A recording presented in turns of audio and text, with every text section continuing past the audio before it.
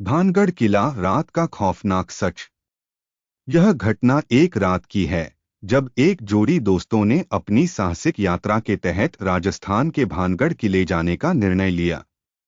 ये दोनों, आकाश और रिया, पहले ही सुन चुके थे कि भानगढ़ किला भारत का सबसे डरावना किला है, जहां रात के समय लोग अजीब घटनाओं का सामना करते हैं। लेकिन दोनों का मानना था कि यह सब सिर्फ अफवाहें हैं और वे इस यात्रा को एक रोमांच के रूप में देखने आए थे। किले की ओर बढ़ते हुए शाम के करीब 7 बज रहे थे जब उनकी जीप किले के पास पहुंची। अंधेरा पूरी तरह फैल चुका था और किले का रहस्यमय रूप उन्हें और भी उत्साहित कर रहा था। जीप से बाहर कदम रखते ही एक अजीब सी ठंडक महसूस होने लगी। हवा जैसे ठंडी और घनी हो गई थी। चारों ओर सन्नाटा था। कोई पक्षी नहीं, कोई जानवर नहीं, बस एक गहरी खामोशी थी। रिया ने कहा, क्या तुमने सुनी? कोई आवाज आ रही थी। आकाश ने सुना, लेकिन कुछ नहीं बोला।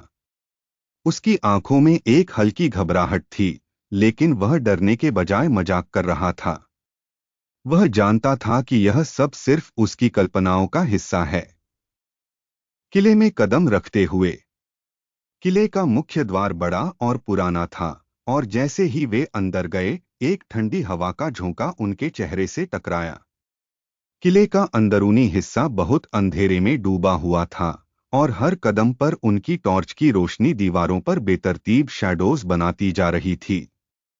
अचानक रिया ने देखा कि एक दीवार पर कुछ खून से लिखे शब्द उभर रहे थे, यहां से जाओ या तुम कभी नहीं निकलोगे। रिया ने डरते हुए आकाश से कहा, क्या तुमने यह देखा? आकाश हंसा, तुम्हारे दिमाग ने ऐसा कुछ बना लिया है। कुछ नहीं है, लेकिन उसकी आवाज में भी हल्का डर था। भूतिया घटनाएं शुरू होती हैं। वे जैसे ही किले के अंदर और गहरे गए, उन्हें अचानक एक कमरे से तेज चीखने की आवाज सुनाई दी।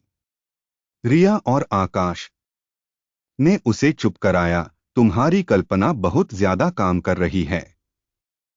कुछ नहीं है। लेकिन तभी एक और आवाज आई, जो और भी भयंकर थी। यह आवाज एक महिला की थी, जो दर्द से कराह रही थी।